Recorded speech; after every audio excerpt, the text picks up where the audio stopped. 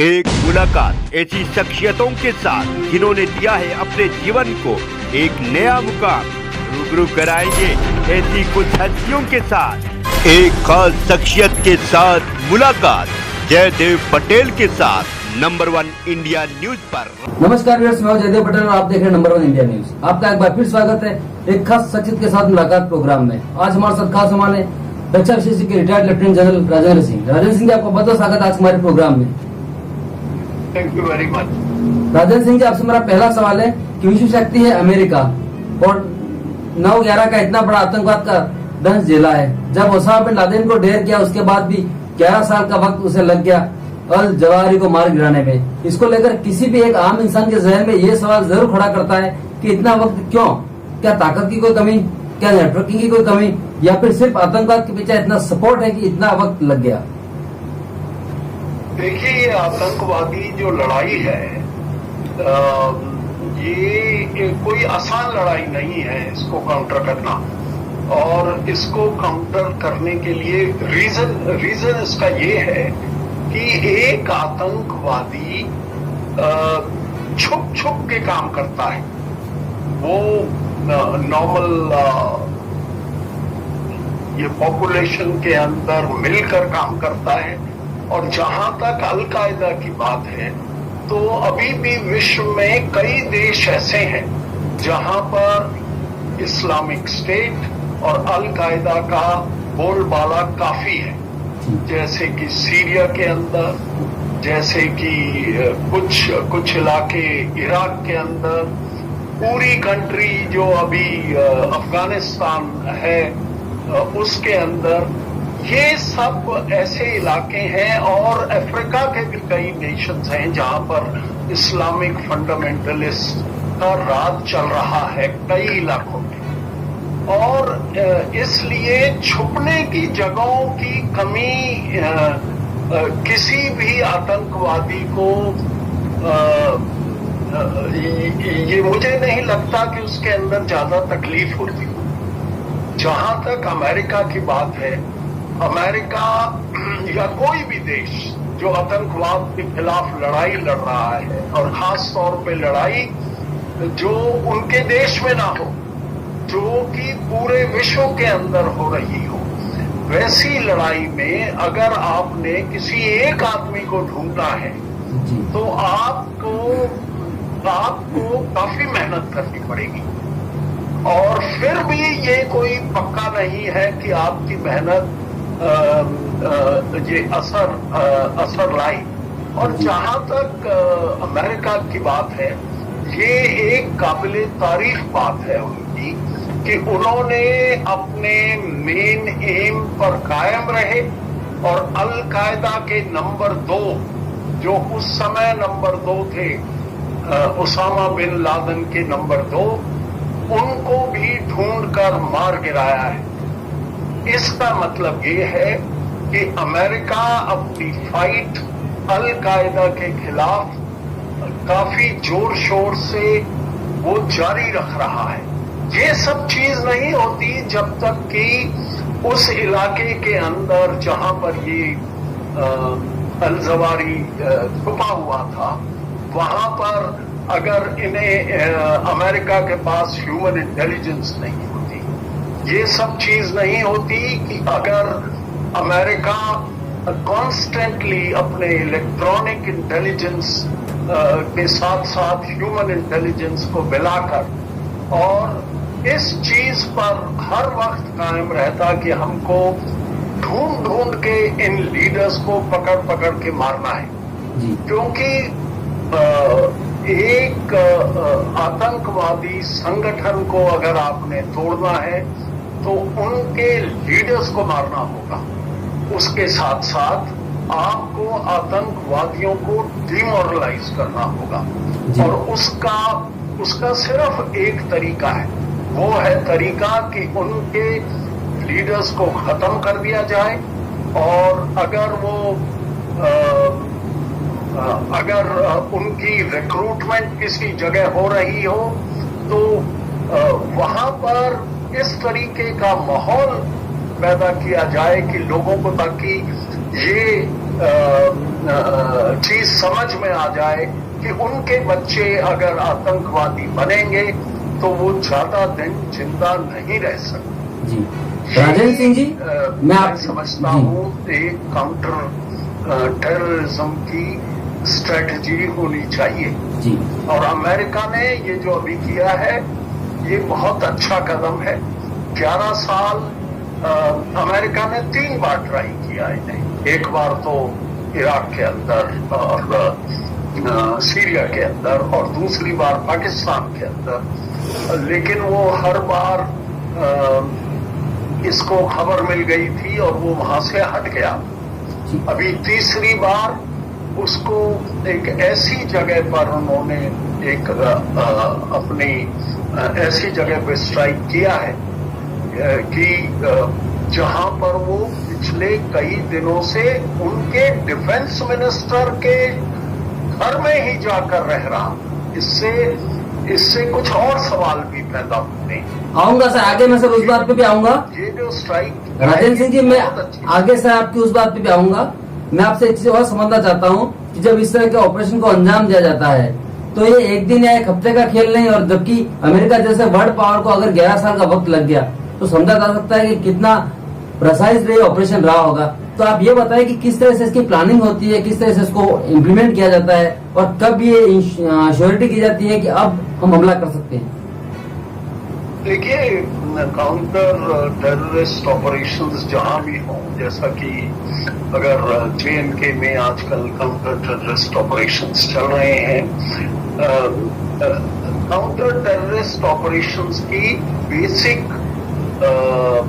Main इस चीज पर रहती है कि हमको इंटेलिजेंस मिले। इंटेलिजेंस हमें तभी मिल सकती है अगर हम वहां की पॉपुलेशन को अपनी तरफ करें या उनके बहुत बड़े सेगमेंट को अपनी तरफ करें। और इसके साथ साथ आजकल जो है इलेक्ट्रॉनिक सर्वेलेंस, वो जो आपस में बातचीत कर रहे हैं रेडियो सेट पर, अब आपस में जो उनकी बातचीत हो रही है मोबाइल टेलीफोन्स पर, इन सब के ऊपर अगर आप निगरानी रखेंगे तो आपको over a period of time एक ऐसा खाका तैयार हो जाएगा जिससे आपको पता लगेगा कि कोई भी लीडर किस किस जगह पर कौन कौन सी तारीख को था। और अभी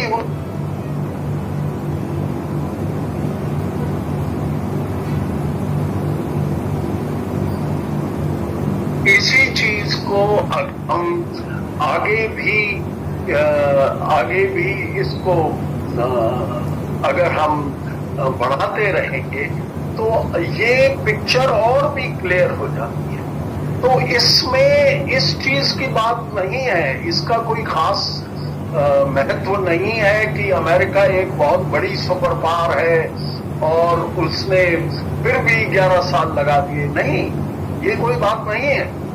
ये बात ये है कि जहां पर आप काउंटर टेररिस्ट ऑपरेशंस कर रहे हैं वहां पर आपका दबदबा कितना है। जी। जैसे हमारे हिंदुस्तान के आर्म्ड फोर्सेस और हिंदुस्तान की सिक्योरिटी फोर्सेस जो है, जो जिस भी जगह वो काम करती हैं, JNK हो या नॉर्थ ईस्ट हो, वो एक ऐसा माहौल पैदा करती हैं कि ताकि आम जनता को लगे कि वो उनके दोस्त हैं। और इसलिए वहां से आपको इंटेलिजेंस मिलना और भी आसान हो जाता है। जी राजेंद्र सिंह जी, मैं इसी बात को सर थोड़ा और आगे ले जाता हूँ। अमेरिका काफी दूर रहा है लेकिन फिर भी ये काबिले तारीफ है जी, कि उन्होंने यहाँ की इंटेलिजेंस उनको मिली, अब वो उनको डायरेक्ट इंटेलिजेंस मिली। मैं राजेंद्र सिंह जी आप ही की बात को सर आगे और ले जाता हूँ और मैं आपसे एक चीज और समझना चाहता हूँ। लेकिन ये है ना, कहना बिल्कुल ठीक होगा कि उस इंटेलिजेंस का इन्होंने इस्तेमाल किया। राजेंद्र सिंह जी, मैं आपसे यही बात समझना चाहता हूँ कि अफगानिस्तान में इनकी मौजूदगी होना, और जाहिर सी बात है कि बिना सरकार के नॉलेज के तो ये हो नहीं सकता है, तो ऐसे में गठबंधन तो इनके बीच में हुआ होगा, तभी यहाँ पर हाइट जो आउट मिला इनको। नहीं, मैं समझा नहीं आप क्या पूछना चाह रहे हैं। राजेंद्र सिंह जी, मेरा ये सवाल था कि मैं आपसे एक बात और जानना चाहूंगा कि अफगानिस्तान में इनकी मौजूदगी होना, और जाहिर सी बात है कि बिना सरकार के नॉलेज के तो ये हो नहीं सकता है, तो ऐसे में एक गठबंधन तो इनके कुछ हुआ होगा, तभी यहाँ पर हाइड आउट मिला। बिल्कुल बिल्कुल। देखिए, आप 2-3 चीजों को इसके अंदर ख्याल रखिए कि वहां के जो होम मिनिस्टर है वो हक्कानी साहब है। हक्कानी साहब हक्कानी नेटवर्क के सरगना है, और वो ये कहा जाता है कि वहां पे तालिबान के डी फैक्टो लीडर है वो इस साल। जिन लोगों ने दोहा में अमेरिका के साथ बातचीत की थी, वो लोग अभी तालिबान के लीडर वो काफी डिफॉल्ट हो चुके हैं। हक्कानी एक ऐसा नेटवर्क है, और हक्कानी साहब आईएसआई के बहुत करीब रहे हैं, और हालांकि कि दोहा के अंदर ये एग्रीमेंट हुआ था कि आप किसी भी एनिमिकल टेररिस्ट ऑर्गेनाइजेशन जैसे कि अल-कायदा या आईएसआईएस को पनाह नहीं देंगे अफगानिस्तान के अंदर। और अभी तो कोई शक ही नहीं रह गया, वो तो होम मिनिस्टर के घर ही रह रहा है। इसके साथ साथ अभी जैसी भी अफगानिस्तान के अंदर जिस तरीके का माहौल है, इससे काफी क्लियर ये लग जाता है कि अफगानिस्तान अपने पुराने कदमों से कोई ज्यादा हटके काम करने वाला नहीं है। उसने जैसे वो पिछली बार एक तहस नहस करके वायलेंस के साथ लोगों के खिलाफ एट्रॉसिटीज करके जैसे रूल किया था, इस बार भी वो उसी तरीके से रूल करना चाहता है। हालांकि वो ये भी चाहता है कि पूरा विश्व उसको मदद दे, ह्यूमैनिटेरियन असिस्टेंस दे, लेकिन वो उसके लिए कुछ ज्यादा अपनी पॉलिसीज को चेंज नहीं करना चाहता। जी राजेंद्र सिंह जी, आपसे मेरा क्लोजिंग क्वेश्चन है कि हम बात कर रहे हैं अल-कायदा जैसे एक आतंकी संगठन की, पर अल जवाहिर की मौत के बाद संगठन तो खत्म नहीं हो रहा है, लेकिन उसकी ताकत कितनी कम हो जाती है, उस पर भी आप प्रकाश डालें। देखिए, जहां तक अल-कायदा की बात है, उनके पुराने लीडर्स तो सारे मार दिए गए हैं, लेकिन पुराने लीडर्स के बाद नए लीडर्स और उभरते हैं। हमारे विश्व के अंदर अगर आप आज देखें तो विश्व की शांति के लिए सबसे बड़ा खतरा है ये आतंकवादी संगठनों।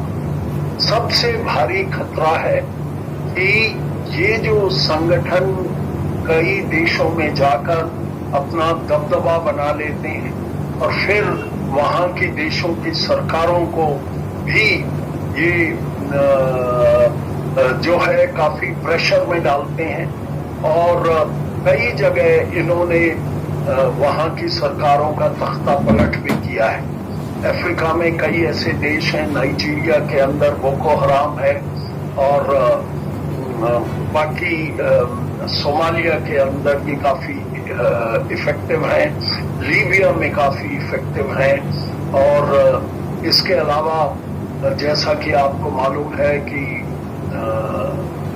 वेस्ट एशिया में तो काफी जबरदस्त लड़ाई भी चल रही है, और सीरिया और इराक इसके बॉर्डर पर और बाकी जगहों पर भी काफी ये आतंकवादी संगठनों का काफी दबदबा रहा है। लेकिन उन्हें बेस्ट जगह तो अभी दोबारा मिल गई है कि वो अफगानिस्तान के अंदर जाकर वहां पर आराम से अपनी जिंदगी व्यतीत कर सके। हालांकि उनको ये मालूम है कि ज्यादा इलेक्ट्रॉनिक डिवाइस का वो प्रयोग नहीं कर सकते, बिकॉज अमेरिका के पास इस तरीके के काफी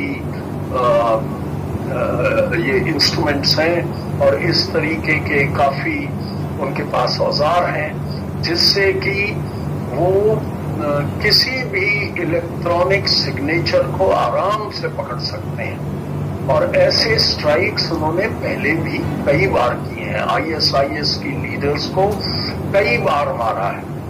तो अब अमेरिका का ये जो ऑपरेशंस हैं ये बहुत अच्छे हुए हैं, लेकिन एक चीज ये जरूर हमको समझनी चाहिए कि जहां तक अमेरिका का खुद काउंटर टेररिस्ट ऑपरेशंस या काउंटर इंसर्जेंसी ऑपरेशंस करने की बात है, तो उसके अंदर वो हर जगह कामयाब नहीं रहे हैं। चाहे वो वियतनाम हो, चाहे वो इराक हो, चाहे वो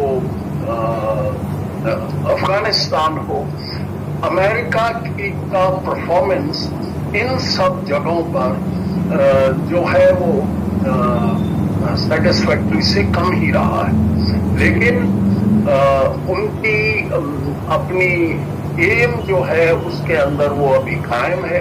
उनको मालूम है कि उनकी स्ट्रेंथ्स क्या है। स्ट्रेंथ है उनकी इलेक्ट्रॉनिक इंटेलिजेंस, स्ट्रेंथ है उनकी कैपेबिलिटीज ऑफ स्ट्राइकिंग, स्ट्रेंथ है उनकी मिसाइल्स, ड्रोन टेक्नोलॉजी, और ये सब को पूरा इस्तेमाल कर ये करते हुए वो आतंकवादी संगठनों को काबू में रखना चाहते हैं, जो कि एक बहुत अच्छी बात है। जी, राजेंद्र सिंह जी, आपने नंबर इंडिया के लिए समय निकाला, उसके लिए आपको बहुत बहुत धन्यवाद।